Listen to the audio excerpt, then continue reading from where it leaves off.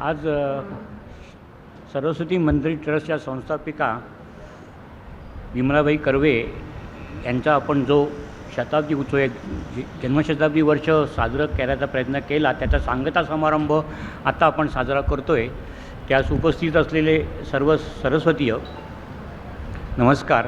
आता मी आपणासमोर कार्यकारी विश्वस्त म्हणून नाही बोलणार आहे. जसं 5 विभागांनी सादरीकरण केलं त्याचप्रमाणे एक विश्वस्त मंडळाचा प्रतिनिधी म्हणून मी तुमच्यासमोर संस्थेच्या समोरचे ज्या काही पॉलिसींचा विचार केला आहे त्याच्या संदर्भात तुमच्याशी संवाद साधण्याचा प्रयत्न करणार आहे. अर्थात हा संवाद जेव्हा मी सुरू करतो आहे त्याच्या अगोदर 2 गोष्टी मला ते सांगाव्याशा वाटत आहेत की काल 2 दिवस म्हणजे कालचा दिवस आणि त्याच्या अगोदरचा दिवस सगळ्या प्रतिनिधी सगळ्या विभागांनी अतिशय छानपणे केलेले आणि आता त्याच्यावर कळस जंगले सरांनी केला आहे. जंगले सर, तुम्ही माझं काम आता काही ठेवलेलंच नाही आहे आणि एक हाडाचे शिक्षक असल्यामुळे एकदा बोलायला सुरुवात केल्यावर त्यांनी 20 मिनटं त्यांचा विषय अतिशय चांगल्या रीतीने तो मांडला आहे. तर आता मी तुमच्यासमोर तो जो मांडणार आहे ते मला कालच्या आपलं प्रेझेंटेशन झाल्यानंतरचं जे काही संवाद झाले, कारण दोन्ही विभागांनी अतिशय छान अभ्यासपूर्वक केलं होतं, त्याच्यावर मी आता जास्त बोलत नाही.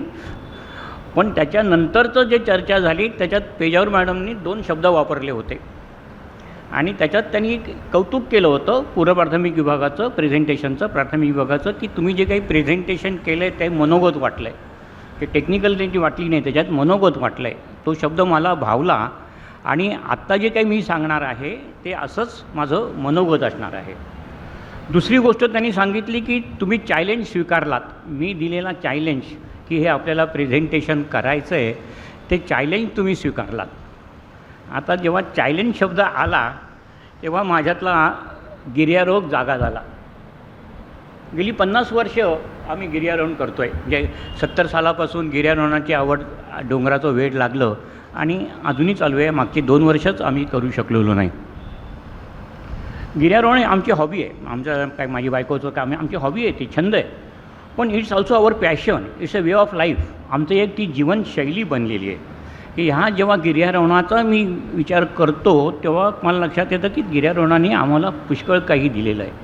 आणि त्याच्यातली सगळ्यात पहिली गोष्ट म्हणजे आम्हाला का गिर्यारोहण करावं असं वाटलं. एक छंद म्हणून तर केलाच. त्याच्यामागची एक गोष्ट आहे की 1924 साली जेव्हा एव्हरेस्ट तेव्हा सर झालेलं नव्हतं, एव्हरेस्ट 50 साली झालं, तेव्हा ब्रिटिश मोहिमा त्या प्रयत्न करत होत्या एव्हरेस्ट सर करायचा, शिखरावर जायचा.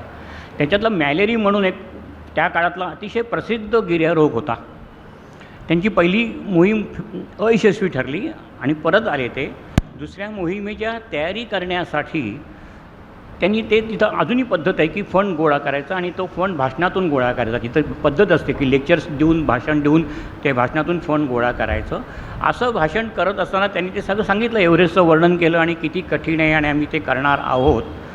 हे सगळं झाल्यानंतर इथं एक वयस्कर बाई बसली होती आणि तिने प्रश्न विचारला मॅलरीला, yes mister Mallory, just tell me why you want to climb the mountain, why you want to climb the Everest. तुम्ही पर्वत चढायचं कशाला तिथं. आणि त्यांनी मजेत असेल वा माहीत नाही, कारण ते फार मोठं प्रसिद्ध नंतर वाक्य झालं, because it is there, the mountain is there. आज तुम्ही जर पर्वताकडे तुम्ही बघितलात आणि शांतपणे त्याच्याकडे बघितलं सांगणार की तर तो तुम्हाला अट्रॅक्ट करतो आहे, आम्हाला त्यांनी आकर्षित करतो, नाही माझ्याकडे या, तो आव्हान करतो आहे आणि त्याच वेळेस तो आम्हाला आव्हान पण देतो. जर आपण बघितलं की ह्याच्याकडे अरे आपल्याला नुसतंच असं बघून दुरून डोंगर साजरे आपल्याला मनात आपल्याला सुरू होतं, अरे हे एक प्रकारचं आहे. आणि आता जे काही मी मनोगत सांगणार आहे ते सांगताना मी तुम्हाला विनंती करतो आहे की मी NEPवर बोलणार हे क्षणभर किंवा पुढचे 20 मिनटं विसरून जा. मी काही शैक्षणिक धोरणावर वगैरे काही बोलणार नाही, कारण बरंचसं काही त्याच्यात बोलून गेलेलं आहे. तुम्ही एवढंच सांगा की हे जे शिखर आहे हे आपल्याला सर करायचं आहे आणि हे जर सर करायचं आहे, आपण धरून चालू की ते शैक्षणिक धोरण आहे, हे सिम्बॉलिक आहे. खरं आपल्याला हे शिखर सर करायचं आहे. आता हे जर शिखर सर करायचं असेल तर आम्ही काय तयारी करतो. कारण गिर्यारोहणाची एक छान व्याख्या आहे कुसुमाग्रजांनी केलेत, विवा शिरवाडकरांनी.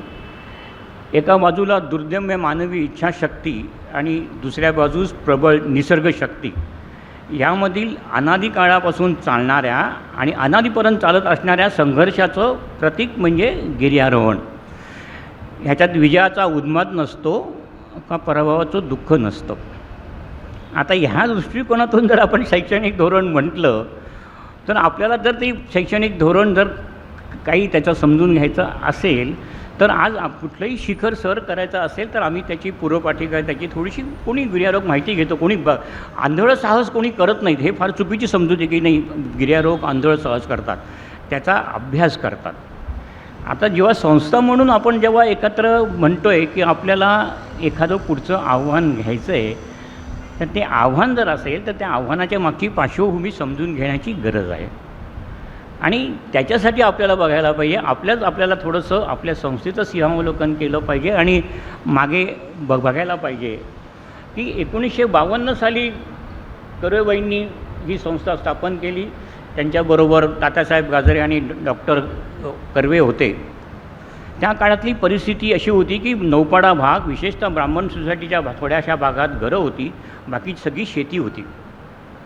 स्टेशनच्या लगत असलेली ही वस्ती मुख्य जे ठाणं होतं ते चरई आणि खारकरवाडीत होतं आणि हे पाडे होते, जसा नौपाडा आहे, पाचपाखाडी आहे, हे असे पाडे होते आणि मधी शेती होती. आणि ब्राह्मण सोसायटी दुसऱ्या महायुद्धाच्या नंतर म्हणजे 1945 नंतर ब्राह्मण सोसायटीत थोडीशी वस्तू लागली होती, तिथं बंगले यायला लागले होते. तर तिथल्या मुलांसाठी शाळा सुरू करायची की जी एक सहस्रबुद्धेवाड्यामध्ये शाळा होती, ती 4थीपर्यंत चालू होती आणि ती कर्वेबाई ठाण्यामध्ये 1950 साली आल्या. आणि कर्वे सरांची बदली म्हणजे त्यांनी मुंबईत जॉब घेतल्यानंतर त्यांनी इथं ब्राह्मण सोसायटीत जागा घेतली होती आणि त्यांच्या लक्षात आलं की इथं मुलांसाठी शाळा, कारण ती सहस्रबुद्धेवाड्यातली शाळा बंद पडायची वेळ आली होती, तिथं काही कारणामुळे ती चालू होणार नव्हती. आणि मग इथल्या मुलांचं आणि म्हणून ती शाळा पुनरुज्जीवित करायची, नवीन त्यांनी शाळा सुरू करायचा विचार केला. हे मी सगळं सांगतो आहे कारण बरेचसे शिक्षक इथं नवीन आहेत, विशेषतः इंग्रजी विभागातले किंवा काही शिक्षक नवीन दुसऱ्या शाळातून इथं आलेले आहेत, अतिरिक्त शिक्षक.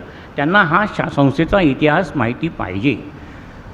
हा जो आपण ज्या पुढच्या आव्हानं आपण स्वीकारणार आहोत तर आपण कुठल्या संस्थेमध्ये आहोत त्याची तुम्हाला माहिती पाहिजे. म्हणून हे मी सांगायचा प्रयत्न करतो आहे की 1952 साली हा भाग कसा होता.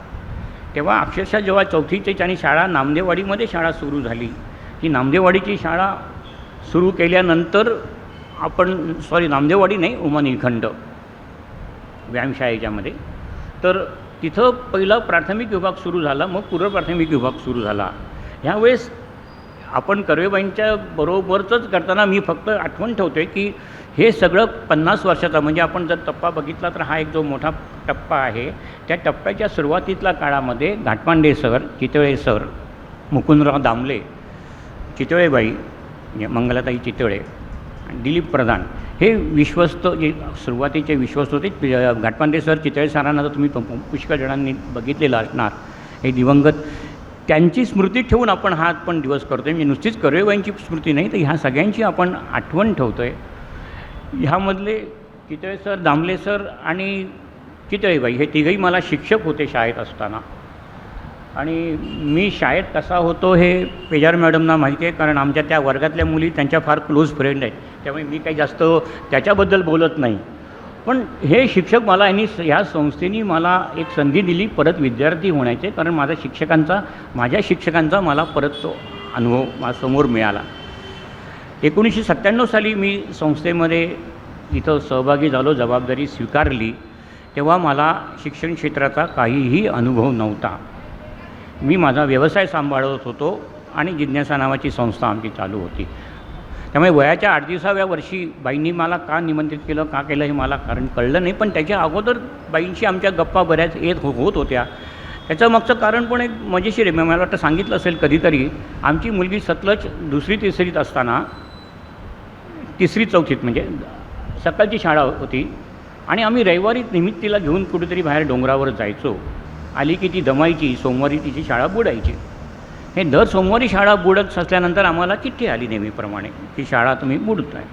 तर आम्ही जाऊन भेटलो, सांगितलं की नाही आम्ही असं घेऊन जातो आणि म्हणून तिची शाळा बुडते. अर्थात शिस्त कडक होती शाळेची. मला ते सांगितलं की तुम्ही असं कसं होतं ना, तेव्हा आम्ही एक बेजबाबदार पालक म्हणून जो माझ्यावर शिक्का, आमच्या दोघांच्यावर जो शिक्का बसला 4थीमध्ये आमची मुलगी असताना, तो कायमचा बसला. मी ती मुलगी आमची 10वी पास होईपर्यंत आम्ही बेजबाबदार पालक आहोत हा आमच्यावर शिक्का बसला होता. त्याच्यातलं मी बोलता बोलता कुलकर्णीबाईंना त्या प्रिन्सिपॉल होत्या, त्यांना म्हटलं की आठवड्याचे 5 दिवस तुमच्याकडे मुलगी असते तर 1 दिवस आमच्याकडे का नसावे? आमचा पण हक्क आहे आमच्या मुलीवर, तर ती 1 दिवस आमच्याबरोबर राहिली, आम्ही पण काय तिला शिकवू शकत नाही का? हा कुठेतरी संवाद कर्वेबाईंच्यापर्यंत पोचला. आता कर्वेबाईंना तोपर्यंत माझा संबंध नव्हता. अर्थातच तात्यासाहेब गाजरे माझे सासरे असल्यामुळे त्यांच्याशी होता, पण कर्वेबाईंशी माझा संबंध कधीच नव्हता. त्यामुळे मी आपलं भेटायला गेलो आणि मग त्यांची चर्चा सुरू झाली. मग आमच्या जिज्ञासाच्या विविध उपक्रमांशी त्यांनी चर्चा केली. ह्या सगळ्या ह्याच्यातून ते पुढे मला माहीत नाही, पण मला त्यांनी विचारलं.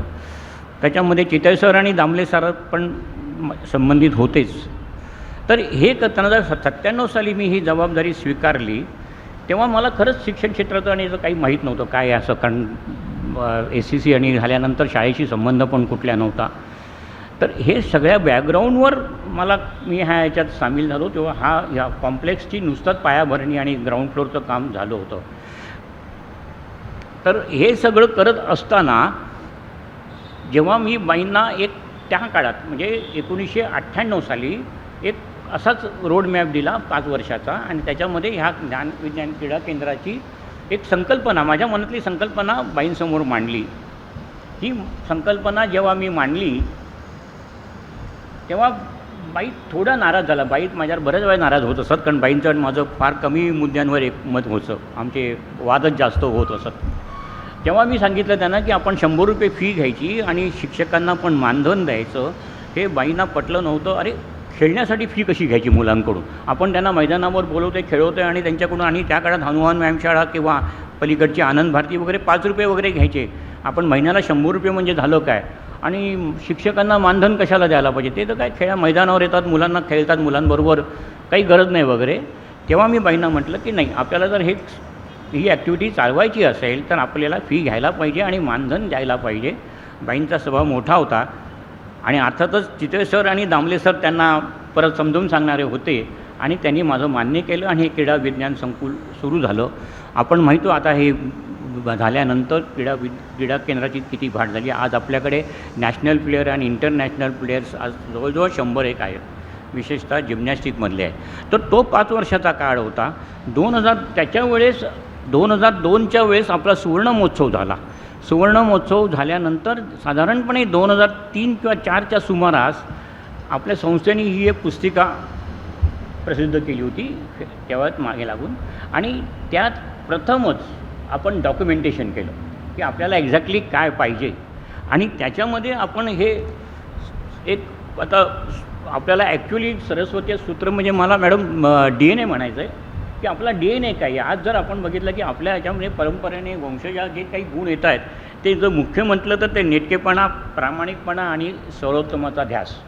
हे आपण जे काही करू ते आपण सर्व चांगल्या प्रकारे करायचा प्रयत्न करतो, आणि मला वाटतं की हे पुढे चालू राहणार आहे. की शेवटी कितीही व्यक्ती आल्या आणि गेल्या तरी हा जो आपला मेन DNA आहे, हा DNA त्याच्यात कायम राहील. आणि मग आपलं मिशन काय आहे हे तर तुम्ही आता जर मिशन वाचलं आणि नॅशनल आताच्या NEPमधलं जर तुम्ही बघितलं तर तुम्हाला साम्यता आढळून येईल की 2003 साली आपण हे समोर आपले मिशन ठेवलं होतं. आता जेव्हा पॉलिसी म्हणते की 1930 साली आपण जागतिक पातळीवरची शिक्षण व्यवस्था निर्माण करूयात, तेव्हा आपण 2003 साली ठरवलं होतं की आपल्याला उच्चतम पातळी साधायची आहे. आपली उच्चतम पातळी आपण आपले ध्येय ठेवलं होतं, देशाची उच्चतम पातळी. पण 2003 साली पण आपण एक ध्येय ठरवलं होतं. आपण ठरवलं की आपलं एक विजन ते आपण केलं होतं की जागतिक दर्जाची एक शिक्षण व्यवस्था तयार करायची. हे आपण 2003-4 साली बोलतो आणि त्याचं डॉक्युमेंटेशन झालेलं आहे पुस्तकात. जे आपण आपलं मिशन आणि विजन हे 2000 म्हणजे मगाशी जंगले सर बोलले की आपली संस्था काळाच्या किती पुढे असते, आणि ह्या संपूर्ण ह्याचं आपण एक नाव दिलं होतं की एक प्रवाह आहे. आणि जर आपण जेव्हा पॉलिसीवर बोलतो तेव्हा पॉलिसीवर बोलताना लक्षात येतं की ह्या सगळ्या गोष्टी जंगले सर जसं बोललेत की ह्या गोष्टी सगळ्या आपण बऱ्याच केलेल्या आहेत. म्हणजे तुमच्या शिक्षकांच्या मुख्याध्यापकांच्या बोलण्यातून बऱ्याच वेळा येतं की हे तर आम्ही केलेलंच आहे. तर आपण करत असतो ना, आपण जे काही वेगळं करतो ते बघतो. हा जो काही संस्थेचा इतिहास आहे हा 50 वर्षाचा सुवर्णकाळ आपण जर म्हटलं तर 1952 ते 2002, तर बऱ्याच घडामोडी ह्या 50 वर्षात घडलेल्या आहेत. आपली शिक्षण संस्था ह्या 50 वर्षात महाराष्ट्रातील एक आघाडीची शिक्षण संस्था म्हणून नावाजली गेली.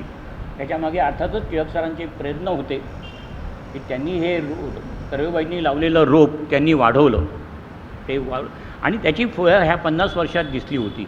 तर ह्या तुम्ही सगळा जर जो आढावा घेतला, टिळक सरांना राष्ट्रपती पुरस्कार पण मिळाला आणि त्या काळात विविध उपक्रम पण चालू होते. म्हणजे हे उपक्रम पहिल्या वर्षापासून आपल्या संस्थेत चालू होते आणि रिसोर्सेस कमी असूनसुद्धा तेव्हा पण सगळंच काही आपल्या आर्थिक अडचण तर प्रत्येक टप्प्यात असतेच, पण त्या सगळ्याला हे करून त्या काळात पण हे रिसोर्स आपले हे उपक्रम सर्व चालू होते. आपण उपक्रम करतच होतो. आपली शाळा मूळ आपली उपक्रमशीलच आहे. त्यामुळे हे सर्व उपक्रम आपण करत होतो आणि ह्याच्यातूनच आपल्याला पुढे बघायचं होतं.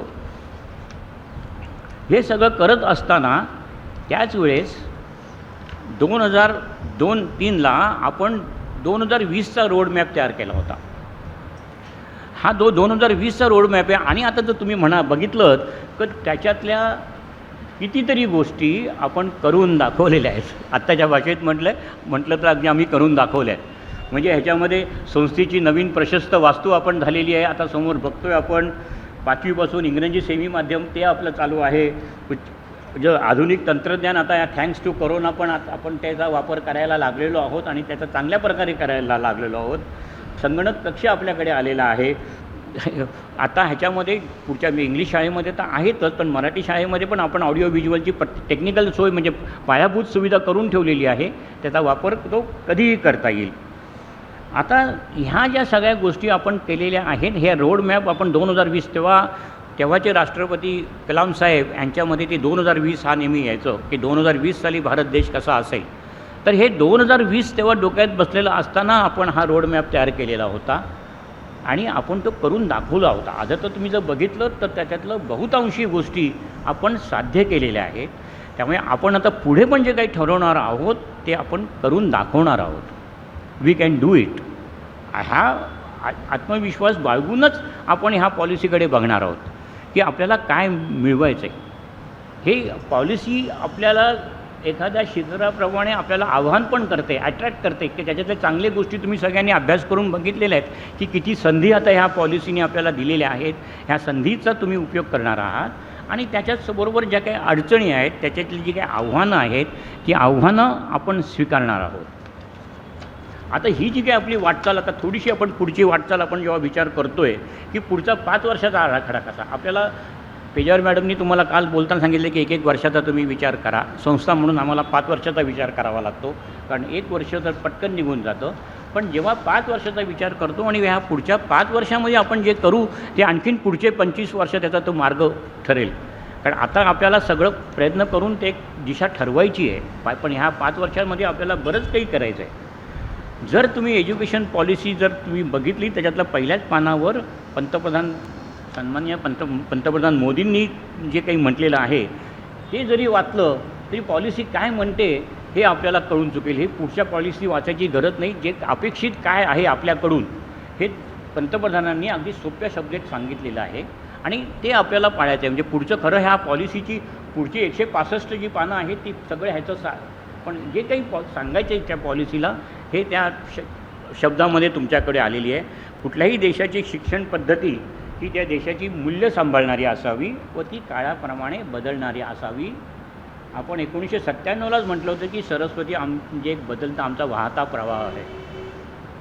आपण अगोदरच सांगतो की आमचा हा वाहता प्रवाह आहे, त्यामुळे काळाप्रमाणे जी काही प्रणाली बदलणार आहे ती आम्ही करणार आहोत. आता जेव्हा आपण पॉलिसीचा विचार करतो, आता आपल्याला जेव्हा आपण आम्ही आता शिखराचा अभ्यास केला की ह्या एखाद्या शिखरावर आपल्याला जायचं आहे तर त्याचा अभ्यास करतोच की आपल्याला कसा मार्ग आहे आणि त्याचा बेसकॅम्प म्हणतात की या कॅम्पवर आपल्याला सगळ्या सुविधा मिळतात आणि तिथून खरं वरचं सुरू करायचं आहे. त्या बेसकॅम्पला आपण जर पोचतो तेव्हा आपण ह्या अर्ली चाइल्ड एज्युकेशनच्या पाशी येऊन पोचतो. आता अर्ली चाइल्ड एज्युकेशन आपलं शाळेचं हे सगळ्यात सर्वोत्तम आहे, हे आपण मान्य करायला पाहिजे. आपण करतोच, आपण अभिमानाने सांगतो आहे. तर it is in safe hands. दोन्ही इंग्रजी आणि मराठी माध्यमाचा विभाग त्याच्यावर खरोखरच प्रयोगशील रीतीने कामं करत आहेत. तर त्यांच्या शिक्षण पद्धतीवर मला जास्त बोलायचं नाही, कारण त्याच्यात बरंचसं काही त्यांनी चांगलं सांगून घेतलेलं नाही. मला मुद्दा जो मांडायचा आहे की बालसंगोपन, बालशिक्षण हा एक मुद्दा आहे, पण बालसंगोपन हा संस्था म्हणून आमच्या दृष्टीने खूप महत्त्वाचा आहे. की आता मराठी विभागाने मांडताना पौष्टिक आहाराच्या संदर्भात मांडलं होतं की पौष्टिक आहार मुलांना कसं ते सांगतात, पण हा पौष्टिक आहार देताना त्यांच्या माता आयांची क्षमता आहे का, वेळ पैसा त्यांच्या त्यांना लागणारी आपली ही जबाबदारी. आता कारण एक संस्था म्हणून ही जी शाळेतलं आता ही नव्याने येणारी मुलं आहेत की ती लहान मुलं आहेत, आणखीन वयोगट खाली गेलेलं आहे थोडा 6 महिने वर्षांनी, जर त्यांना सांभाळायचं असेल, संगोपन हा शब्द, चाइल्ड केअर हा शब्द त्याच्यातला आहे आणि त्याच्याकडे आपण लक्ष दिलं पाहिजे.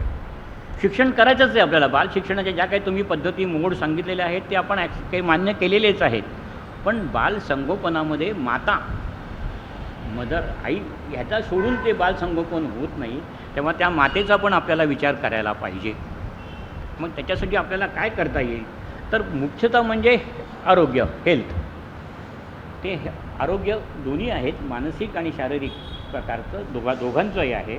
पौष्टिक आहार आहे आणि त्यांची काळजी घ्यायला पाहिजे. संगोपन म्हणजे सुरक्षितता.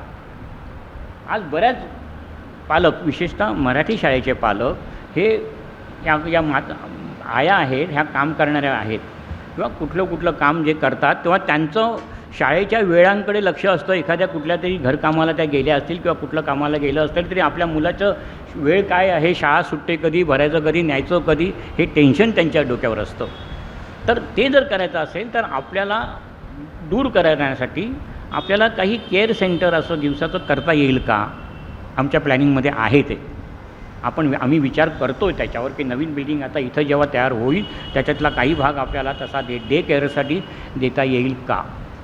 कारण ही खरी त्यांची अडचण आहे की जेव्हा त्यांची मुलं शाळेत असतात, हे फक्त प्री प्रायमरी नाही पण आता 2री 3रीतल्या मुलांच्यापर्यंत पण ही परिस्थिती येते की ह्या मुलांना सांभाळण्यासाठी आपल्याला काही केंद्र करता येईल का. आपण जरूर त्याचा विचार करतो आहे की त्या आपल्या शाळेच्या जे काही नूतन इमारतीचा आराखडा आता ह्या इमारतीचा पण होतो आहे त्याच्यामध्ये आपल्याला ते ॲडजस्ट करता येईल का, आणि आपण ते निश्चित करू. कारण बाल शिक्षणातला तो सगळ्यात महत्त्वाचा भाग आहे आणि माता हा त्याच्यातला एक अविभाज्य भाग आहे. त्याच्याकडे आपल्याला केंद्रित करायलाच पाहिजे. पुढचा जो भाग आहे हा 3री ते 5वीचा आहे. आपल्या प्रेझेंटेशनमध्ये दोन्ही विभागांनी इंग्रजी आणि मराठीनी करताना अर्ली चाइल्ड एज्युकेशन आणि हे जोडून घेतलेलं होतं. कारण अजूनही परिस्थिती थोडीशी कन्फ्युजिंग, गोंधळाची आहे की 1ली 2रीचे वर्ग कुठे जाणार आहे, त्याचं ॲडमिनिस्ट्रेशन कसं असणार आहे, हा सगळं आहे. फॉरगेट अबाउट इट, त्याचा विचार करायची गरज नाही आहे. ते शासन करेल. आपल्या दृष्टीने आपल्याला काय करायचं हे बघायला पाहिजे. पण जर विचार केला तर हे अतिशय व्यवस्थितपणे केलेला विचार आहे. कारण 1ली 2री हा खरोखरच एक सिनर्जिक भाग आहे, ब्रिज आहे की पूर्व प्राथमिक म्हणून प्राथमिक विभागात येताना त्यांची जी मानसिकता बदलते, त्यांचा शारीरिक बदलचा का त्यांचा होतो, मेंदूचा जो मेंदल होतो त्याला थोडासा एक ब्रेक तो तिथं 2 वर्षाचा पाहिजे की ते सस्टेन करण्यासाठी. आणि म्हणून ते त्यांनी 1ली आणि 2री केलेले आहे. त्याचा ॲडमिनिस्ट्रेटिव्ह व्यवस्था काय असेल हा पुढचा भाग आहे. पण जेव्हा आपण 3री ते 5वीचा विचार करतो, काल तुम्ही फार प्राथमिक विभागाने अतिशय चांगल्या रीतीने मांडलं, फार अभ्यास करून केलेला होता. त्याच्यातला सगळ्यात मुख्य भाग आहे हा भाषा विभाग आहे. तर तुम्ही पॉलिसीचं बघितलं तर त्याच्यावर बरीच पानं ही भाषा, संस्कृत आणि एकंदरीत सगळ्याच भाषा. इथं आणखीन एक मुद्दा आहे, तो इंग्लिश शाळेचा मुद्दा आहे, CBSE. आज CBSEचं असं अपेक्षित धरलं जातं की त्याचं इंग्रजी आणि हिंदी हेच माध्यम असावं, असं कुठेही म्हटलेलं नाही आहे. ऑन द कॉन्ट्ररी ह्या पॉलिसीमध्ये मातृभाषा हेच माध्यम असावं हे अतिशय जोरदारपणे मांडलेलं आहे. आता CBSEचा प्रकार असा असतो की CBSE is a 3 language formula, त्यांचं मान्य त्यांनी केलेला फॉर्म्युला आहे. ह्या 3ही लँग्वेजमध्ये ज्या काही शेड्यूल्ड लँग्वेजेस आहेत त्या 3ही सगळ्या इन्क्लूड आहेत. म्हणजे इंग्रजी आणि हिंदीला कुठेही प्राधान्य दिलेलं नाही आहे. पण जी काही सेंट्रल बॉडी CBSEची जी आहे ही दिल्लीत असल्यामुळे आणि दिल्ली ही नॉर्थशी निगडीत असल्यामुळे हा नॉर्थचा विचार केला जातो. आता CBSEचं एक विनोद म्हणून सांगतो, एक इंटरेस्टिंग गोष्ट आहे ती की CBSEचा विचार केंद्रशासित जे काही अधिकारी आहेत ते कसा करतात. CBSEची परीक्षा म्हणजे त्यांचं वर्ष 15 मार्चच्या आसपास संपतं आणि नंतर मग ते त्यांना सुट्टी मिळते आणि मग ते 1 एप्रिलला परत सुरू होतं. परत एप्रिल महिन्यात शाळा त्यांची बंद होते. मग मे महिन्याची सुट्टी मिळते. मग जून परत नंतर शाळा सुरू होते. ह्याच्या मागचं लॉजिक काय? हे का आहे? मी बऱ्याच जणांना विचारलं ह्याच्या मागचं लॉजिक काय आहे की असं का बाबा 15 मार्चला करायचं, मग सुट्टी द्यायची, मग परत 1 एप्रिलला घ्यायचं. आणि जेव्हा हे कळताना मला एका IAS ऑफिसरनी त्याचं उत्तर दिलं. 2009पर्यंत ऐका तुम्ही, इंटरेस्टिंग आहे, 2009पर्यंत अर्थसंकल्प 28 फेब्रुवारीला मांडला जायचा. त्याचं जे काही अधिवेशन आहे हे 10 मार्चपर्यंत असतं. तिथं संपते, पार्लमेंट चालू असतं, तेव्हा सगळे कायदे आणि सगळं बजेट पास होत जातं, चर्चा असते. त्यामुळे सर्व गव्हर्नमेंट स्टाफ हा ऑन अलर्ट ड्युटीवर असतो की कुठलाही प्रश्न येईल, कुठलाही मुद्दा येईल, त्यामुळे सगळ्यांना ओव्हरटाईम करावं लागत असतो. आणि 15 मार्चच्या नंतर ते रिलॅक्स होतात, तेव्हा त्यांना रिलॅक्सला व्हेकेशन मिळावी म्हणून ही 15 दिवसाची सुट्टी आहे. याच्या मागचं लॉजिक काहीही नाही आहे.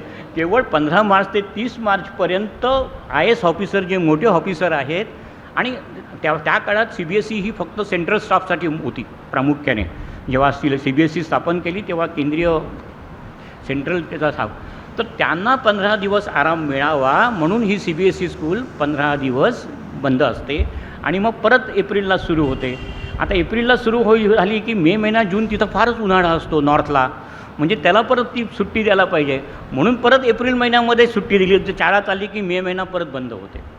ह्याच्या मागचं लॉजिक काही नाही, फक्त आपल्या देशामध्ये ब्युरोक्रसी किती पॉवरफुल आहे ह्याचं ते द्योतक आहे. आणि नॉर्थची लॉबी आहे. तेव्हा आपण कमिंग बॅक टू लँग्वेजेस, की असं काही नाही आहे की इंग्लिश प्राधान्य आणि हिंदीच प्राधान्य द्यायला पाहिजे. मग का होत नाही? त्याचं कारण पण अतिशय सोपं आहे की जेव्हा त्याचा मी शोध लावला की मराठीची पाठ्यपुस्तकच नाही आहेत. संपूर्ण हा जो CBSEचा प्रकरण आहे हा प्रिंटर्स लॉबीमध्ये आहे. ते दिल्ली बेस आहे. ते मराठीची माध्यमाची पुस्तकच काढत नाहीत. नुसतीच मराठीची नाहीत, गुजराती पण नाही काढत, कुठलीच नाही काढत. आणि त्यामुळे कंपल्सरी हिंदी आणि इंग्लिश घ्यावं लागतं. आता जेव्हा मराठीचा हा आलेला आहे, आपण करणार आहोत का? ही शक्यता कमी आहे, कारण त्याच्यात खोच आहे. It's not a compulsory. त्यांनी ते म्हटलेलं आहे, परत प्राधान्य आहे की हे सक्ती नाही आहे. त्याच्यामुळे सगळ्या शाळा ह्या इंग्लिश आणि हिंदीच चालू ठेवणार. आपण काय करू हा आपला विचार आहे, पण हिंदी आणि इंग्लिशवर म्हणून ते केलेलं आहे, कारण सक्ती केलेली नाही आहे. 3 लँग्वेज फॉर्म्युला अजूनही आहे. पण हे करत असताना आपण जर ह्याच्यामध्ये मराठी माध्यम असो किंवा इंग्लिश माध्यम असो, ह्याच्यामध्ये जर आपण भाषाशास्त्रावर जोर दिला, कारण हेच वर्ष आहेत वर्ष की तिथं भाषा, कुठलीही भाषा असेल त्याच्यावर खरोखरच मग ती संस्कृत पण आपण शिकवू शकतो, तर त्याच्यावर केलं तर हे फार चांगलं होईल. आता ह्या मे महिन्याच्या सुट्टीमध्ये आपण जे शिबिर घेतलं होतं त्याच्यात भाषा शिबिर पण घेतलं होतं. अमिताभ भागवत, शेरे सर या सगळ्यांनी घेतलं होतं. त्याच्यामध्ये आपण बरेच काही प्रयोग भाषेचे केले होते. त्या मिसेस दिघे पण होत्या. आपण शब्दांचा खेळ घेतला होता. शब्दसंपत्ती कशी वाढवावी, छोटे छोटे खेळ. आता व्हॉट्सअपवर हल्ली बरीच कोडी वगैरे असतात. असे काहीतरी खेळ ह्या भाषेतून जिथून भाषा संपत्ती वाढेल. मागे सादरीकरण केलं होतं प्राथमिक विभागाने, ते मला वाटतं राजेबाईंनी का, त्यांनी स्पॅनिश भाषा शिकवली, बरोबर ना, फ्रेंच शिकवली, व्हेरी गुड. म्हणजे वर्गात फक्त त्या शिकवताना 2-4 शब्द वाक्य फ्रेंच बोलायला ते लागले होते मुलांशी, आणि मुलं फ्रेंच बोलायला लागली होती. मग हा शब्द आपण का नाही करू शकलो पुढे? ही भाषा आपल्याला काही एक पिरियड म्हणूनच घ्यायला पाहिजे, असं नाही की बाबा आम्हाला आठवड्यामध्ये महिन्याच्यामध्ये आपल्याला एवढे पिरियड घ्यायचे आहेत आणि मी एवढ्याच भाषा शिकणार. तुम्ही शिकवा ना अशा प्रकारे. तुमच्या कालच्या प्रेझेंटेशनमध्ये मागण्या बरंच होतं, जे मला नंतर वाटायला लागलं की तुम्ही काय मागणीपत्र सादर करताय की काय. सगळं हे पाहिजे, ते पाहिजे, ते पाहिजे, ते पाहिजे करत करत 2 पानं नुसती तुमच्या सगळ्या गोष्टी होत्या. त्याच्यात भाषा प्रयोग आला. तुमचा शाळेतला वर्ग हा केवढी मोठी प्रयोगशाळा आहे. जसं आम्ही म्हटलं जातं की निसर्ग ही विज्ञानाची सगळ्यात मोठी प्रयोगशाळा आहे, तसं तुमचा वर्ग ही तुमची केवढी मोठी प्रयोगशाळा आहे. त्याच्यावर तुम्ही काय नाही प्रयोग करू शकत. ह्या 3 वर्षामध्ये भाषांवर, मग कुठली भाषा असेल, मातृभाषा असेल, पूरक भाषा असतील, इंग्लिश असेल, आपण इंग्रजी संभाषण वर्ग किती वर्ष घेतो आहे. 97 सालापासून इंग्रजी म्हणजे माझ्या माहितीप्रमाणे त्याच्याही अगोदरपासून, आणि माझी विद्यार्थी फार छान इंग्लिश बोलतात की ज्या संभाषण वर्गातून गेलेले आहेत. तर अशा प्रकारचंच भाषा ह्या विभागामध्ये ह्याच्यामध्ये आपण जोर द्यायला पाहिजे. इतर विषयांच्यावर तर बोलणं झालेलंच आहे, नेहमीच होतं, पण भाषा हा अतिशय महत्त्वाचा विषय आहे. पुढल्या सगळ्या ज्ञानकक्षाचा हा पाया आहे. तर ह्या विषयावर संबंधित विभागांनी लक्ष द्यावं हे अपेक्षित आहे. आता जेव्हा आपण आणखीन पुढे माध्यमिक जातो, माध्यमिकच्यामध्ये हा फारच मोठा फरक पडलेला आहे त्या शिक्षणामध्ये. कारण 6वी ते 8वी आणि 9वी ते 12वी. आता 6वी ते 8वीबद्दल मी जास्त बोलत नाही, कारण त्याच्याबद्दलचं जे काही स्किल डेव्हलपमेंट आणि ह्या ज्या गोष्टी आहेत ह्या बऱ्याचशा अजूनही कागदावर आहेत. त्याचं इम्प्लिमेंटेशन कसं होईल ही कल्पना नाही आहे. पण आपण आज जे कला केंद्र सुरू केलेलं आहे सरस्वती कला अकादमी, ही त्याचा एक पाया आहे. ते डोळ्यासमोर ठेवून की जेव्हा स्किल डेव्हलपमेंट, आज आपल्या शाळेतले माझी विद्यार्थी साधारणपणे संगीत, नाटक, नृत्य ह्या फील्डमध्ये जास्त नावाजलेले आहेत, ते समोर ठेवून आपण ही कला अकादमी सुरू केलेली आहे की अभ्यासाबरोबरच जर कला अकादमी ह्या मुलांचे जे गुण आहेत ते ह्या कला अकादमीच्या माध्यमातून, जसं आपण क्रीडा केंद्राच्या माध्यमातून क्रीडा गुण वाढवण्याचा प्रयत्न करतो आहे, तसं ह्या कला अकादमीतून आपण हे जे काही कला कौशल्य हे जे काही अपेक्षित केलेलं आहे त्या कला अकादमीचं आपण ह्या कला अकादमीतून करू. दुसरं आहे की ज्ञानप्रणाली हे जे सगळं त्यांनी शब्द फार मोठाले वापरलेले आहेत, पण परत 6वी ते हा जो गट आहे 6वी ते 8वी, ही मुलं 11, 12, 13 म्हणजे पौगंडा अवस्थेतली मुलं आता ते होत आहेत आणि त्यांची ग्रास्पिंग पॉवर त्यांनी फार अनुभव घेतलेला आहे. काही त्यांना नवीन घ्यायचं आहे.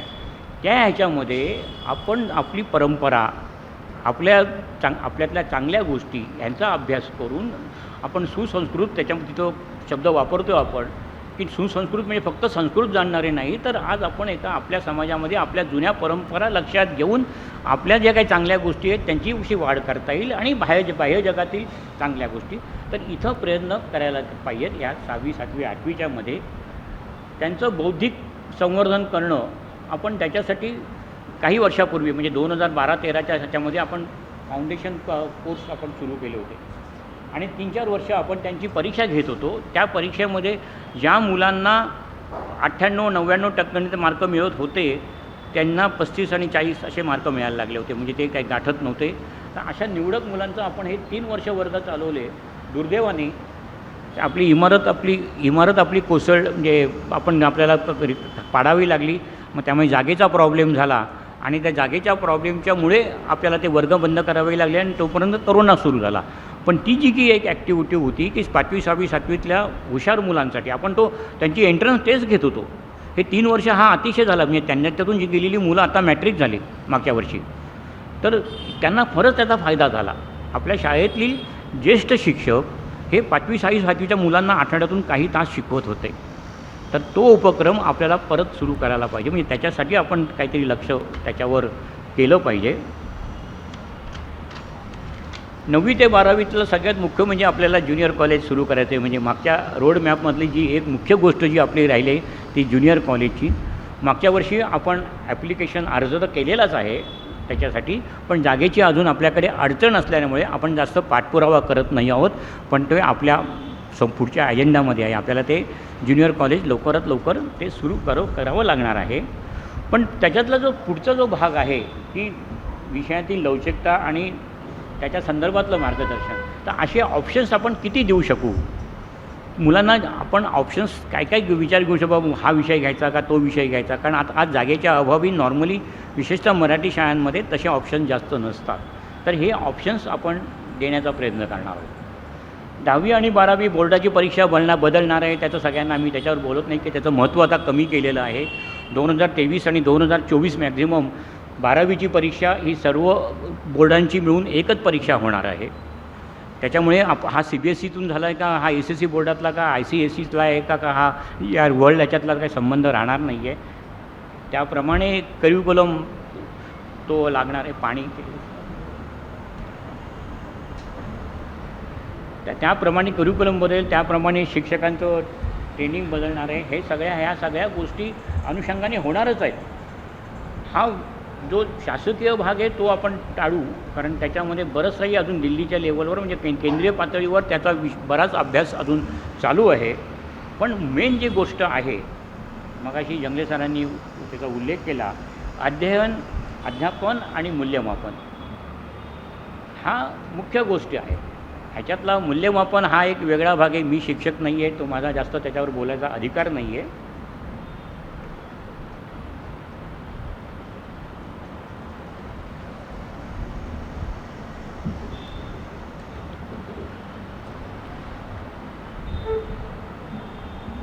पण भविष्यकाळामध्ये जी NCTE national council for teachers training ह्याच्या माध्यमातून शिक्षकांना ट्रेनिंग दिलं जाणार आहे. ती एक एजन्सी आहे, त्याचा तो काय भाग आहे, त्याचा काय जो भाग आहे तो डिटेल नंतर येईल. त्याच्यामुळे आपण आत्ता त्याच्यावर चर्चा करणार नाहीत. पण जे मेन असेसमेंट आहे, हे असेसमेंट आता ज्याप्रमाणे समिटिव्ह आणि फॉर्मेटिव्ह हा फार एक क्लिष्ट शब्द आहेत. पण मला माहिती आहे की गेल्या 10 वर्षामध्ये जेव्हा म्हणजे त्याच्यावर बरंचसं काही चर्चा आणि झालेली आहे. मला एक मुख्य विषय काढायचा आहे की हे जे काही मूल्यमापन आणि त्याचं आपण जे करतो, मी 36 झाल्यापासून म्हणजे 98 सालापासून तिथल्या प्रत्येक मुख्याध्यापकांना मी एकच प्रश्न नेहमी विचारतो आहे, कारण आपण समूहात का राहतो, आपण का समूहातून बरोबर परीक्षा घेतो, आपण आपली परीक्षा का घेऊ शकत नाही वेगळी. आज करोनाच्या काळामध्ये आपण आज परीक्षा घेतली वेगळी. आपण जर पॉलिसीमध्ये आणि आपण म्हणतो की प्रत्येक शिक्षक, आता मगाशी बरंच तुम्ही मुद्दामून सांगितलं की शिक्षण हे व्यक्तिकेंद्रित असावं, प्रत्येक विद्यार्थी हा वेगळा आहे. मग आपलं मूल्यमापन कुठल्या दुसऱ्या शाळेतल्या शिक्षकांबरोबर किंवा मुलांबरोबर का करावं, का नाही आपण आपलं करावं. तर हे जर मूल्य आपल्याला जर करायचं असेल आणि मग नुसतंच आपल्या शाळेचं नाही, मग वर्गावर्गांमध्ये काय वगैरे करू नये. ही जी मूल्यमापनाची ही बेसिक पद्धती आहे, याचा आपण गांभीर्याने विचार करायला पाहिजे. माझं तर स्पष्ट मत आहे की आता वेळ आलेली आहे की समूहातून आपण बाहेर जावं. आपण वेगळे आहोत, आपण का मान्य करू आणि आपण मान्य करू आपण वेगळे आहोत, आपण समूहाबरोबर. कारण प्रश्न असा येतो की जेव्हा समूहाबरोबर जातो तेव्हा सार्वत्रिक विचार केल्यामुळे त्या प्रश्नपत्रिकेचं स्वरूप एक वेगळं असतं. आणि मग आपल्यातले हुशार विद्यार्थी 90-95 टक्के मार्क मिळवतात. हे टक्के मार्क मिळवल्यावर त्यांना वाटतं आपण फारच हुशार आहोत. आणि मग त्याच्यामुळे तो जो काही प्रकार त्यांचा तो एक अहगंड तयार होतो. आपल्या शिक्षकांना माहिती आहेत की आपली मुलं काय पातळीवरची आहेत आणि तुकडीतली मुलं आणि तुकडीतल्या मुलांच्या पण पातळी काय आहेत हे पण मान्य आहे. मग तुकडी आणि मुलांचा पण पेपर का वेगळा नसावा. म्हणजे जे काही ज्यांचं मूल्यांकन होईल कुठल्याही पद्धतीने होईल, पण ते वस्तुनिष्ठ होईल. तर त्याचा विचार आम्ही विश्वस्त मंडळ आणि मुख्याध्यापक यांनी गांभीर्याने याचा विचार करायला पाहिजे की आपली परीक्षा पद्धत काय असावी. आणि आत्ताच्या शैक्षणिक धोरणामध्ये ह्याला पूर्णपणे स्वातंत्र्य आहे. ॲक्च्युली आपल्याला खूप स्वातंत्र्य आहे, मागे पण होती, आपण त्याचा उपयोग करून घेत नाही. आपणच आपल्याला गुरफुटला आहेत. उदाहरणार्थ आपण ह्याची पाठ्यपुस्तकं ह्यांची म्हणजे वापरलीच पाहिजेत असं पण काही नाही आहे. बालभारतीची ती एक सार्वत्रिक शिक्षण म्हणून शिक्षणाचा जो प्रसार झाला आहे त्याची एक सोय म्हणून सरकारने केलेली आहे. पण आपण आपली स्वतःची पण पाठ्यपुस्तकं बघू शकतो. आपण स्वतःचं आपण काहीतरी रॅपिड रीडर म्हणून एखादं ॲडिशनल पुस्तक लावू शकतो, मराठी, हिंदी किंवा इंग्रजीचं. आपण विज्ञान गणितासाठी NCERTचे पुस्तकं वापरू शकतो. का आपण ह्या बालभारतीची पुस्तकं वापरायची.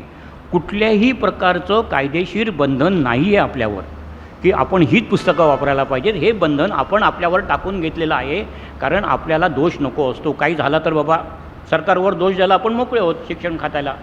पण आपण जर जबाबदारी घेतली, आम्ही चुकतो, गिर्यारोहणामध्ये आम्ही जर चूक केली तर आम्ही ती पडतो आम्ही. पण आम्ही जर पडलो तर आमचा सहकारी आम्हाला साथ देतो, हात धरून वरती आणतो. आपण इथं घाबरतो आहे की आपण चुकलो तर आपल्याला शिक्षा होईल.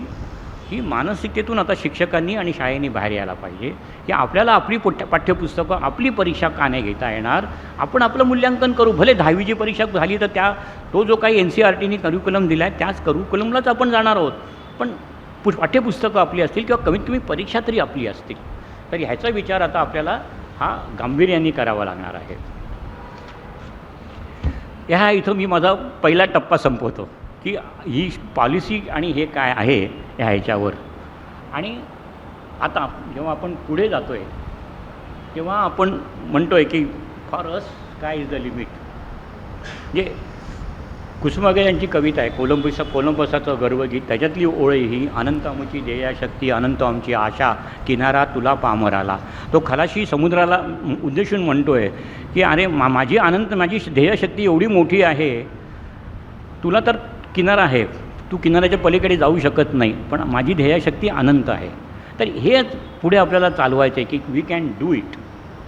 आणि ह्याच्यावर जर आपण परत आलो मागे आलो आणि मगाशीचा माउंटन जर तुम्ही समोर बघितलात, आता ह्या पर्वताकडे तुम्ही स्वतःहून बघा तुम्ही आणि तुम्हाला तुमचं प्रतिबिंब दिसेल. एक शिक्षक म्हणून तुम्ही आता स्वतःला याच्यात समजा की हा पर्वत आहे आणि आता तुम्ही विद्यार्थ्यांच्या समोर तुम्ही आहात. आपण 2027ला आपला अमृतकाळ आपण करणार आहोत. नाही, हे राहिलं तरी हरकत नाही. अमृतकाळ आपण म्हणजे 2027ला आपला संस्थेचा अमृत महोत्सव होतील. म्हणजे आता पुढची वर्ष जो आहे, आता अमृतकाळ हा एक शब्द फार पॉप्युलर झालेला आहे सगळ्या ह्याच्यामध्ये की हा आपला अमृतकाळ म्हणायला पाहिजे. आणि हा पुढच्या 5 वर्षामध्ये आपल्याला काय करावं लागणार आहे त्याच्यासाठी, नाही तो सेम ठेव. आणि मग आपल्याला बेसिक गोष्ट आपल्याला चर्चा करायची आहे, आपल्याला बेसिक मुद्द्यावर बोलायचे आहे की आपण फक्त ह्या न्यू एज्युकेशन धोरणचा समोर ठेवून फक्त आपण सुधारणा करणार आहोत का? किंवा सुधारणा करणार काय नाही, तर आपल्याला विचारपूर्वक आपल्याला परिवर्तन करायचं आहे, ट्रान्सफॉर्म. की नुसतंच एज्युकेशन पॉलिसी आहे म्हणून आम्ही काहीतरी सुधारणा करतो असं नाही. आपल्याला आपल्यातून आणि बाह्य हे परिवर्तन करायचं आहे आणि त्याला एक वेगळी शक्ती लागते. कारण जेव्हा तुम्ही सुधारणा करता तेव्हा एक आखीव मार्ग असतो, त्याच्यात तो सुधारणा असतो, रस्ता दुरुस्त होते, त्याला एक पद्धत असते. पण वेगळ्या रस्त्याने जायला त्याला वेगळं कल्पकता लागते. आहे तो रस्ता दुरुस्त करणं हे फार अवघड नाही आहे, पण तो रस्ता अवॉइड करून वेगळ्या रस्त्याने आपलं उद्दिष्ट गाठणं ह्याच्यामध्ये आपल्याला आपल्या स्वतः म्हणजे आपल्या संस्थेमध्ये माझं म्हणणं आहे की आपल्याला परिवर्तन ते करावं लागणार आहे. आणि हे जर परिवर्तन करायचं असेल तर आपण परत एकदा सरस्वतीय मूल्य जागूयात. की आपण जे मगाशी मी सांगितलं होतं त्याप्रमाणे ह्या पुस्तकामध्ये आपण त्या 2003 साली आपली काही व्हॅल्यूज आपण काही मांडल्या होत्या. तर ह्या व्हॅल्यूज आपल्याला जर तुम्ही बघितल्यात तर त्या कळतील की जर आपल्याला हे आव्हान नव्याने जर घ्यायचं असेल तरी ही मूल्य आपल्यामध्ये रुजवावं लागतील.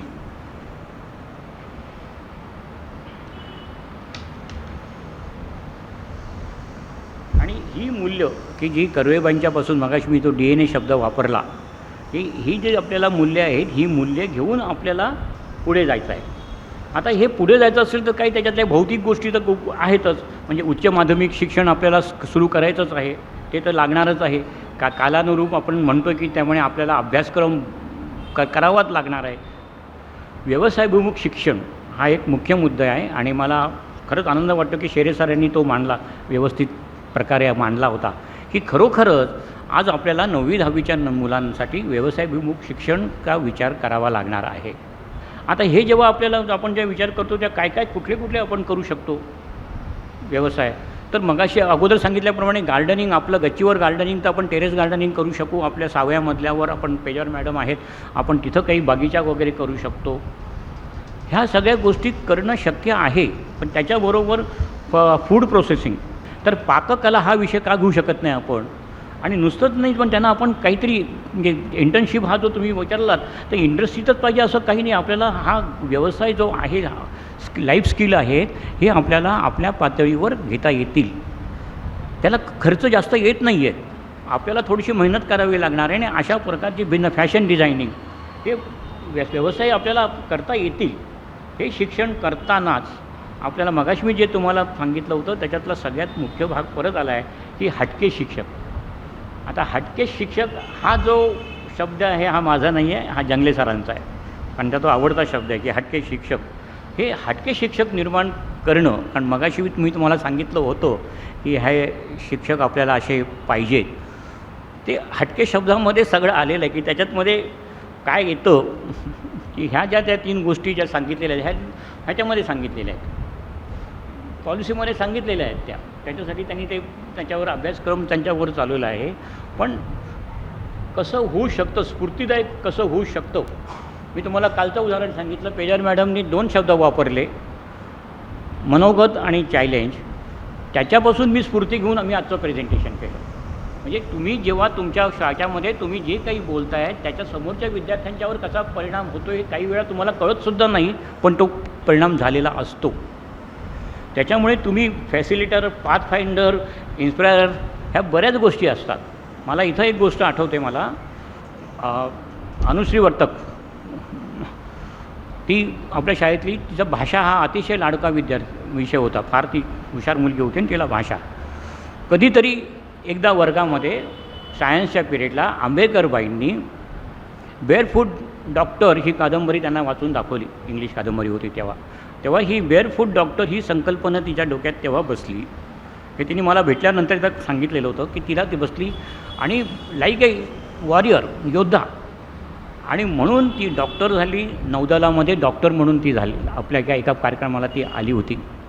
तर तुम्हाला हे लक्षात ठेवा की तुम्ही कसं स्फूर्तिदायक मुलांना होऊ शकता. एक शिक्षक म्हणून फॅसिलिटर, मार्गदर्शक, तर कितीतरी विद्यार्थी जंगले सरांचं आणि माझी शिक्षकांचं नाव घेतात की नाही आम्हाला करिअर काउन्सिलिंग त्यांनी केलं, ह्या सगळ्या रोल तुमच्याकडे असतं. हे कुठल्या कोर्सला शिकवलं जात नाही.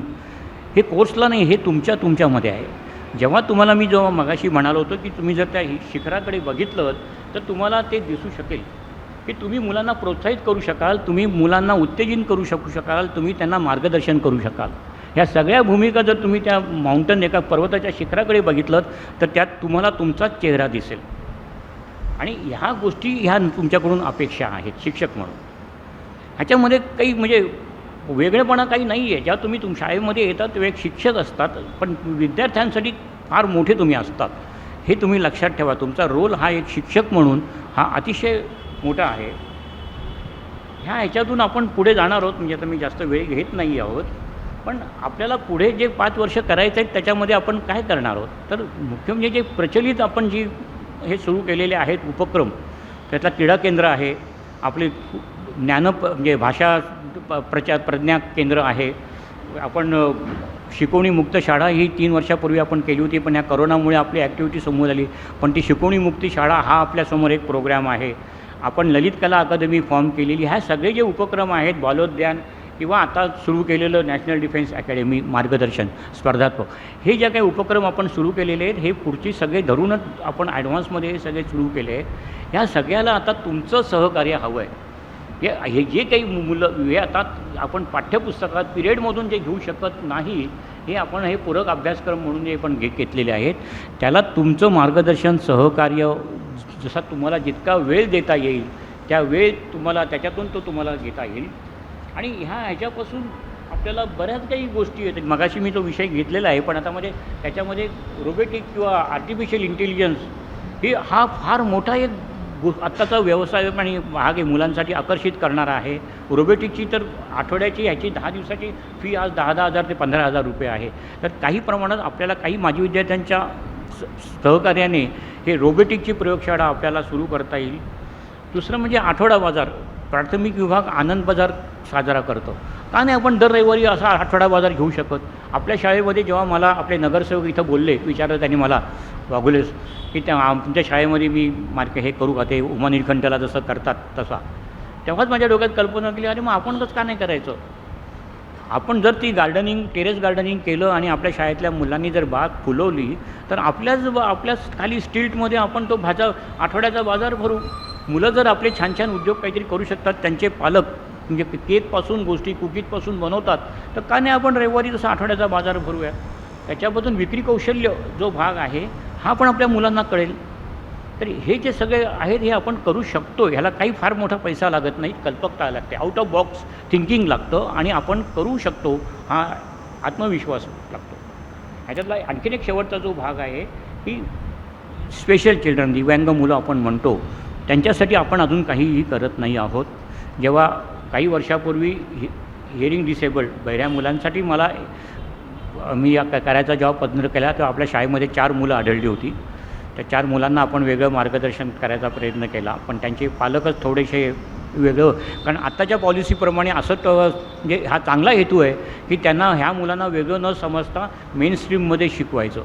पण मेन स्ट्रीममध्ये शिकवताना जेव्हा ती मुलं 7वीमध्ये मेन स्ट्रीममध्ये येतात त्यांना 6वीपर्यंत गणित, विज्ञान हे विषय नीट शिकवलेलेच नसतात. आम्ही त्यांच्यासाठी असं स्पेशल जवळजवळ 100 व्हिडिओज काढलेत हिअरिंग डिसेबल मुलांसाठी, की जे साईन लँग्वेज, ड्राफ्ट आणि खाली टाईप अशा त्या ते आज शाळांमधून ते शिकवलं जातात. तर तशा प्रकारचं काहीतरी ह्या जे काही स्पेशल चिल्ड्रन आहेत आणि बोथ म्हणजे फिजिकल आणि मेंटल ही जी काही स्पेशल चिल्ड्रन आहेत त्यांच्यासाठी काहीतरी करणं गरजेचं आहे आणि त्याच्यासाठी ती काउन्सिलिंग पण पाहिजे. त्या काउन्सिलिंगचा हा जो काही भाग आहे हा फार महत्त्वाचा भाग आहे. जंगले सर काउन्सिलिंग करतात, अजून काय आपल्याकडे स्पेशल गोरे मॅडम येत होत्या. ह्या काउन्सिलिंग आत्ताच्या काळामध्ये हे काउन्सिलिंग अतिशय महत्त्वाचं आहे. ह्या करोना काळात आपण पेपरात वाचतो ह्याच्यापासून ते हत्येचे प्रकरण हे फार व्हायलन्स ह्या सगळ्या गोष्टी म्हणजे आताची जी काय सिरियल चालू आहे आपली मुलगी काय करते, काय तुमची मुलगी काय करते, म्हणजे ह्याच्यामध्ये पालकांचं आणि मुलांचं काउन्सिलिंग करणं. पहिले काउन्सिलर तर तुम्हीच आहात वर्गातमधले शिक्षक, पण जर प्रोफेशनल काउन्सिलिंग लागलं तर त्याच्यासाठी काहीतरी वेगळी व्यवस्था काउन्सिलिंगची आपल्याला ती करावी लागणार आहे. आता हे सगळं सांगताना आम्ही शिखर सर करतो म्हणजे दुरून शिखर साजरं असतं, ते काय तो सगळा हायवे नसतो, त्याच्यात अडचणी तर येतच असतात. ह्या अडचणी येणारच आहेत, ह्याच्यात काही आपण काही विशेष वेगळं करायची गरज नाही आहे. त्याच्यातलं शासकीय धोरण आणि अंमलबजावणी हा फार मोठा अडथळा असतो, पण आपण काय ते पण सांगू शकत नाही की हे कुठला निर्णय कधी होईल आणि काय होईल तो, पण आपण तो मान्य केला पाहिजे. प्रशासकीय आहेत, ॲडमिनिस्ट्रेटिव्ह प्रॉब्लेम्स आमच्याकडे आहेत. आपल्याकडे आता सगळे विंग्स वाढत चाललेले आहेत, त्याच्यामुळे प्रशासकीय प्रॉब्लेम कुठे काय आहेत त्याची पण आम्ही काळजी करू. सोशल हा सगळ्यात महत्त्वाचा आहे मुद्दा, की आपल्याला आज जर ह्या परिसरात राहायचं आहे तर इथल्या परिसरातल्या लोकांना ही शाळा आपली वाटली पाहिजे. अशी परिस्थिती नको व्हायला की इथली मुलं आज घोडबंदरच्या शाळेत बसनी जात आहेत. आज इंग्रजी माध्यमाची शाळा सुरू करायचं मुख्य कारण हेच होतं की आपली परिसरातली आपल्या विद्यार्थ्यांची मुलं ही इंग्रजी माध्यमाच्या शाळेत जायला लागली आणि म्हणून आपण इंग्रजी माध्यमाची शाळा ही इंग्रजी माध्यमाची शाळा सुरू करणं ही कल्पना कर्वेबाईंना पसंत नव्हती, हे मी मान्य करतो. तेव्हा त्या चितळेबाई आणि कर्वेबाईंनी विरोध केलेला होता, पण त्यांना समजूत घातली गेली त्यांची की ही काळाची गरज होती. जर आपलीच मुलं जर ती दुसऱ्या शाळेत जर आपल्या विद्यार्थ्यांची मुलं जातात तर आपल्याकडे काय नको. तर अशा प्रकारची मानसिकता बदलून आपण ही शाळा तर आपल्याला हे जे काही सामाजिक आहे ह्या इथल्या लोकांचं आपल्याला ज्या नेबरहूडमध्ये आपण आहोत, नेबरहूड स्कूल ही संकल्पना पाश्चात्य जगामध्ये कॉमन झालेली आहे, तर त्यांच्यासाठी आपल्याला काहीतरी करायला पाहिजे. इथल्या परिसरातल्या लोकांना वाटलं पाहिजे की ही शाळा आपली आहे. त्याच्यासाठी वाटलं तर सिनियर सिटीजनचा आपण उपयोग करून घेतला पाहिजे, तरुण लोकांचा उपयोग करून घेतला पाहिजे. त्याच्यासाठी काही योजना तयार केल्या पाहिजेत. हे सगळं आता मी सांगत असताना शेवटी मानसिक बदल आपला माइंडसेट हा मुख्य आहे, की हे सगळं आपण बदलू शकतो, आपण करू शकतो. ह्या थोड्याशा मानसिकतेच्या ह्याच्यातून आपण झटका आपण घेतला पाहिजे की नाही हे होऊ शकतं. आज तुम्ही 2 दिवस अभ्यास करून ती एज्युकेशन पॉलिसी मांडलीत, हे तुम्ही करू शकलात. तर आता ही मानसिकतेतून कारण शाळेत दिलेलं काम आणि आहे त्याच आपण ह्याच्यामधून जे प्रकारचं एक करतो आहे शिक्षक म्हणून तुम्ही आता थोडंसं आउट ऑफ बॉक्स विचार करा की वेगळ्या कल्पना तुमच्या आणि तुम्हाला अनुभव आहे. आम्ही तुम्हाला कधीही नाही म्हणणार नाही. या तुमच्या चांगल्या कल्पना आहेत त्या आमचं स्वागत नेहमीच केलं जाईल. You are most welcome. पण नव्या कल्पना घेऊन या, मागण्या करा, तो तुमचा हक्क आहे. पण मागण्याबरोबर तुम्ही तुमच्या कल्पना पण घेऊन या की आम्हाला हे करायचं आहे, ते आम्ही निश्चित करू, तसं त्या प्रकारचं करू. आणि ह्या सगळं करताना शेवटचं परत मगाशी शब्द जंगले सरांनी वापरला का ही एकता पाहिजे आपल्याला. हे सगळे युनिट्स ज्या काय आता वेगळे आणि आणखीन वाढणार आहेत त्या सगळ्या ह्याच्यातून आपण सरस्वती आहोत, आपण एक आहोत. थोडंसं इंडिव्हिज्युअलिझम आहे, बरोबर आहे, स्पर्धात्मक वातावरण जरूर असावं आणि असायलाच पाहिजे, पण हे करत असताना कुठेतरी एक असावं. हे 5-6 विभाग आणि त्यांचं मग पर्सनल अशा गोष्टी जेव्हा येतात म्हणजे शाळेत आल्यानंतर मला असं घरी जावं असं खूप वेळा वाटतं की आता आपण घरी जावं. कधी कधी मला आगमन सर विचारतात काय मी तुमचं ब्लड प्रेशर वगैरे हल्ली वाढतं का म्हणून, त्याचं त्यांना म्हणजे मग त्यांना सहानुभूती वाटते माझ्याबद्दल. तर त्यांना मला म्हणतो नाही आता घरी जावं असं वाटतं मला, समजा मी म्हणतो तेव्हा माझं म्हणण्याचं म्हणजे असतं की घरी मला एकालाच तोंड द्यायचं आहे, इथं 5-5 जणांना मला तोंड द्यायचं आहे, त्यामुळे मला इथल्यापेक्षा घर बरं वाटतं. हे जे काही आहेत आपल्या असणारच, कुठलेही 5 विभाग वेगवेगळे असल्यानंतर ते एकत्र वागणं, पण एका मर्यादेच्या पलीकडे आपल्याला हे पण की ह्या एकच नाही. कालचंच उदाहरण सांगतो मी, ह्या उदाहरणाच्यातून कशी गरज आहे. काल जेव्हा इथलं टेस्टिंग करण्यासाठी म्हणून जेव्हा आम्ही 12-12:30 वाजता आलो होतो, तेव्हा मला 2 मुली इथं आढळल्या 9वीतल्या मराठी शाळेच्या. ते आजच्या कार्यक्रमाची किंवा त्या कवितेच्या कर्वेबाईंच्या कवितांची प्रॅक्टिस करत होत्या. त्या एकट्याच होत्या. 3ऱ्या मजल्यावर काम चालू होतं, तिथं मजूर होते. तेव्हा हे जेव्हा वाटलं असतं तर इथं कारण ही रिस्पॉन्सिबिलिटी इथल्या लोकांना द्यायला पाहिजे होती की नाही. त्या मुली जात आहेत तिकडं, त्या एकट्या असतील, तिथं बसून ती कल्पना येत नाही, हे मी मान्य करतो. पण आपल्याला सजगता पाहिजे की आता प्रत्येक गोष्टी प्रत्येक क्षणाला काय घडू शकतं आणि त्याच्यासाठी मग कोऑर्डिनेशन पाहिजे. की एखादी गोष्ट घडून झाल्यानंतर ती फार वाईट असतं, मग त्याचं पोस्टमॉर्टम फार वाईट असतं.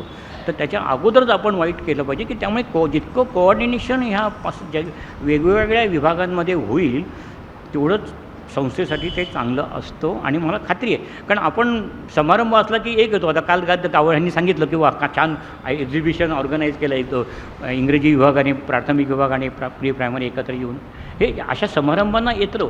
पण डे टू डे लाईफमध्ये पण ते आलं पाहिजे आणि त्याच्यासाठी एकमेकांचे सूर जुळले पाहिजेत. अजून एक बऱ्याच वेळा असं आपल्याला आढळून येतं, मला आढळून येतं ते क्रीडा केंद्र आहे, क्रीडा केंद्रात तर बघून घेतली ते ना इंग्रजी शाळेचा इंग्रजी शाळा म्हणजे असं होतं आहे. तर ते कुठेतरी पुढच्या आपल्याला काळानुरूपानं ते करून जे काही असेल ते आपलं आहे. जेव्हा तुम्ही शाळेच्या प्रिमायसेसमध्ये येतात तेव्हा तो विद्यार्थी सरस्वतीय असतो आणि त्याची सगळ्यांची काळजी ही प्रत्येकाची असते, प्रत्येकाचा इंटरेस्ट.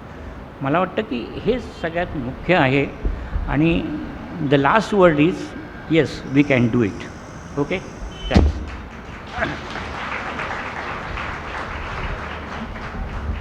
हा एक गोष्ट मी मगाच्यात राहिलं म्हणजे त्या ह्याचं चित्र आणणं ते पक्ष्यांचं चित्र ते मला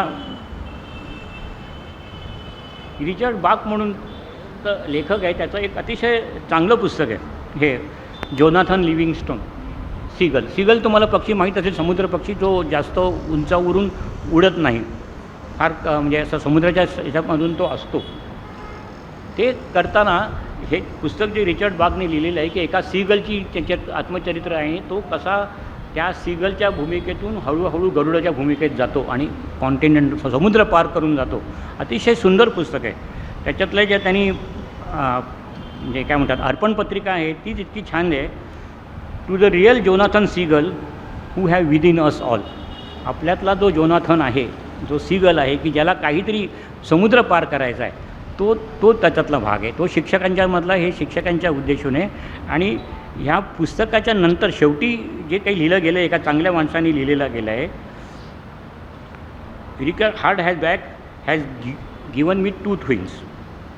ही गिव्ज मी ए फ्लाईट, मला उड्डाण किती दिलं, अँड मेक्स मी यंग. ह्या त्यांनी एक छोटासा समुद्र पक्षी समुद्र पार करून दुसऱ्या खंडात कसा जातो त्याचा त्या पुस्तक आहे. तुमच्याकडचा असलेला जो चिमुकले जे पक्षी आहेत त्यांना तेवढं तुम्ही बळ द्या की ते एक समुद्र पार करून पुढल्या समुद्रावर जाते. ओके.